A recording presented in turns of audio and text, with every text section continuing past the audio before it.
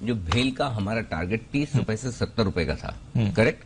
65-70 रुपए भेल होना ही होना है, आप लेकर शांति से बैठ जाइए। उसका टारगेट अब मिनिमम 100 रुपए है। 70 का अब 100 होगा। हाँ, अपग्रेड कर दिया है मैंने इसको। ये मिनिमम है और वक्त रहते रहते इसको फिर से अपग्रेड करूंगा। ये तब करूंगा जब ठीक जैसे शिपिंग कॉर्पोरेशन, ठीक बीपीसीएल की तरह भेल के डाइवेस्टमेंट पे सरकार जैसे जैसे आगे बढ़ेगी हम इसके टारगेट को अपग्रेड करेंगे। आपको याद होगा 30-35 रुपए में शिपिंग कॉर्पोरेशन किसी को अच्छा नहीं लगता था।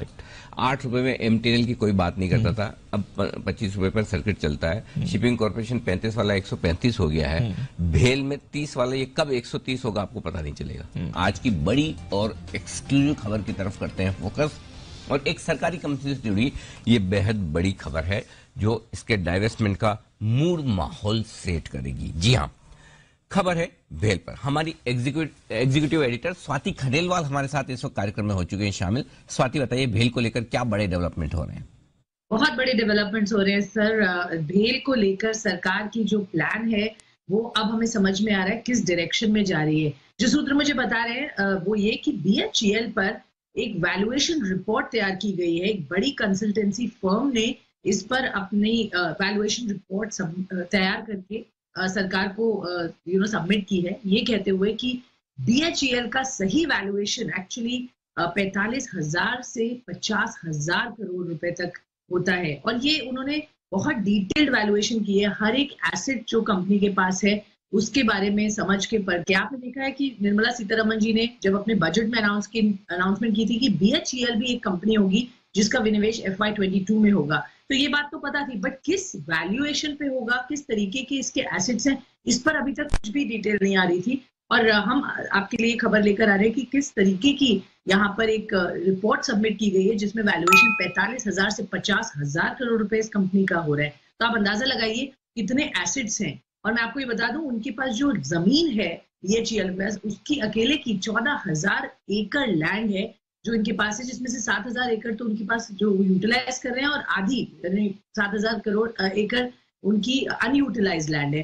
तो बहुत प्रॉस्पेक्ट्स है बीएचईएल के पास। जिस तरह से वैल्यू अनलॉकिंग इस कंपनी की होगी वो बेहद इंटरेस्टिंग होगी। सरकार बहुत बुलिश है, सरकार की इसमें 63% हिस्सेदारी है। और अगर सरकार के हिस्से की बात करें तो उसकी वैल्यूएशन करीब करीब 30 से 35,000 करोड़ रुपए निकल कर आती है। तो ये बहुत ही अपबीट रिपोर्ट, ये वैल्यूएशन रिपोर्ट सरकार के पास आई है जो एक इंडिपेंडेंट कंसल्टेंसी के द्वारा बनाई गई है, और इसका वैल्यूएशन बेहद तगड़ा दिख रहा है। और मैं आपको ये बता दूं, FY22 शुरू होते ही, क्योंकि अभी वैल्यूएशन रिपोर्ट तैयार हो गई है, अब नेक्स्ट स्टेप्स फटाफट लिए जाएंगे। तो इस साल यानी FY22 में इसकी विनिवेश प्रक्रिया पूरी हो जाएगी और इसकी पहला वैल्यूएशन रिपोर्ट का जो डिटेल है वो हम आपके लिए एक्सक्लूसिवली लेकर आए। ओके, तो ये है आपके लिए बीएचईएल पर खबर। और सर, आपने तो लगातार यहाँ पर भरोसा जताया और आपने कहा भी है कि जब भी वैल्यूएशन निकलेगी बहुत हिडन वैल्यू है इस कंपनी में, और ये भी कंसल्टेंट्स कह रहे हैं कि एटलीस्ट डबल तो होनी चाहिए। स्वाति ने जो खबर दी है ना उसको मैं सिर्फ एक सेंटेंस में कंप्लीट कर देता हूँ। जी सर। इसका पूरा सार, जो भेल का हमारा टारगेट 30 रुपए से 70 रुपए का था, करेक्ट। 65-70 रुपए भेल होना ही होना है, आप लेकर शांति से बैठ जाइए। उसका टारगेट अब मिनिमम 100 रुपए है। 70 का अब 100 होगा। हाँ, अपग्रेड कर दिया है मैंने इसको। ये मिनिमम है और वक्त रहते रहते इसको फिर से अपग्रेड करूंगा। ये तब करूंगा जब ठीक जैसे शिपिंग कॉर्पोरेशन, ठीक बीपीसीएल की तरह भेल के डाइवेस्टमेंट पे सरकार जैसे जैसे आगे बढ़ेगी हम इसके टारगेट को अपग्रेड करेंगे। आपको याद होगा 30-35 रुपए में शिपिंग कॉर्पोरेशन किसी को अच्छा नहीं लगता था।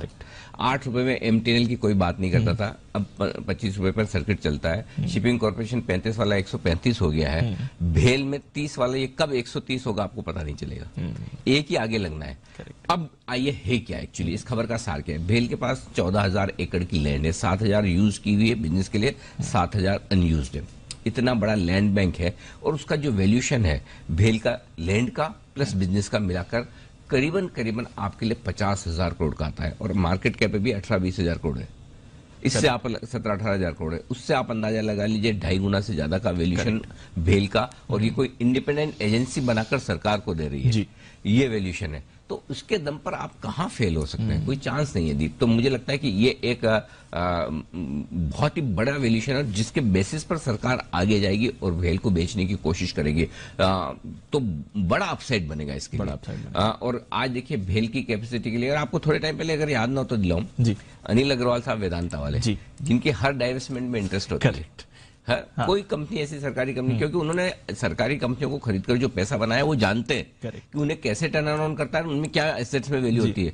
उन्होंने एक ट्वीट किया था कि हमारे देश में भेल जैसी कंपनियां हैं जी, करेक्ट, याद है, जिनके पास बेस्ट मैन्युफैक्चरिंग फैसिलिटीज और आत्मनिर्भर भारत के लिए सबसे बेहतरीन कंपनियां हैं। सोचिए अगर उन जैसे कॉर्पोरेट्स इसकी बात करते हैं, मुझे लगता है वैल्यूएशंस मुंह में पानी आने जैसे है। बहुत थ्रो अवे वैल्यूएशंस पे भेल है और आराम से 100, और उसके बाद फर्क सिर्फ इतना ही है कि सरकार डाइवेस्टमेंट पे किस गति से आगे बढ़ती है, किस तरह से होता है। अगर हुआ तो ये भी आपका 125, 100, 125, 150 होना है, डाइवेस्टमेंट होना चाहिए। बीपीसीएल, शिपिंग कॉर्पोरेशन, बीएमएल, सब में यही कि होना चाहिए। जहां जहां आपको लग रहा है होता हुआ दिख रहा है, सरकार मजबूती से आगे बढ़ रही है, उन स्टॉक से भाव देख लीजिए, 1 साल पहले क्या थे, आज क्या है।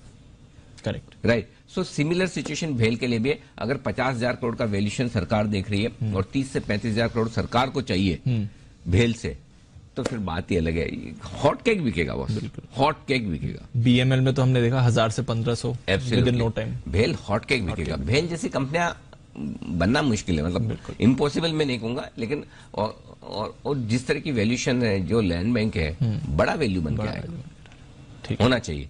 तो स्वाति, क्या उम्मीद की जाए, कब तक बड़ा एक्शन और भेल पर होता हुआ दिखेगा अब वैल्यूएशन रिपोर्ट आने के बाद?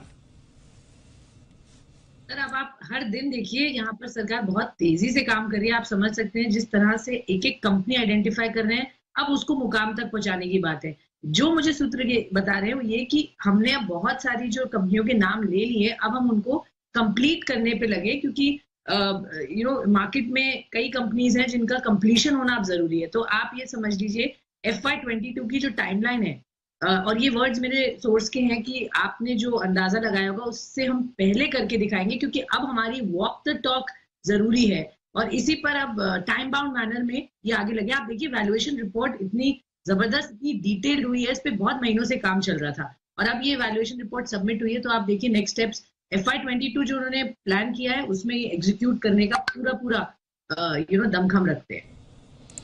ओके, तो BHEL यहां पर रखनी है नजर। हमारी एक्सक्लूसिव खबर आपके लिए, यहां से एटलीस्ट डबल तो वैल्यूएशन कंपनी की होनी ही चाहिए। बंसल जी, चार्ट्स क्या कह रही हैं? आज वैसे वापस वायदा कारोबार के बैन में आ गया, तो इंटरडे के लिए तो नहीं, but as a positional play, as a structure क्या कह रही हैं चार्ट्स BHEL की? देखिए दीपांशु, अगर एज अ स्ट्रक्चरल प्ले देखें तो स्ट्रक्चर प्ले तो पॉजिटिव है। ऑलरेडी एक बड़ा ब्रेकआउट हम स्टॉक में देख चुके हैं और उसके बाद स्टॉक थोड़ा करेक्टिव जोन में चल रहा है। तो दीपांशु, करेक्शन पर स्टॉक 50 रुपीज के अराउंड मिल जाए तो एक अच्छा दाम है। और स्टॉक दीपांशु एक बेस बना रहा है, एक बार 56 के ऊपर निकलेगा तब एक दोबारा से एक फॉलोअप वाला एक बड़ा ब्रेकआउट होगा 56 रुपए के ऊपर, और तब एक बड़े लेवल 72, 73 के देखने को मिलेंगे। रुझान हायर टॉप्स हायर बॉटम्स का है, तो करेक्शंस पर स्टॉक में खरीदारी की राय होगी। ओके, तो करेक्शंस पर खरीदारी की राय है। अनिल जी के तो बड़े टारगेट्स हैं 30-35 के लेवल से, तो अनिल जी आपको बात कर ही रहे हैं, रिसेंटली भी बात करी थी एटलीस्ट 60-70 के लेवल्स की। अब नया टारगेट बनकर एटलीस्ट 100 का आ रहा है, तो BHEL पर रखेंगे नजर। Like the video, subscribe to channel. Thank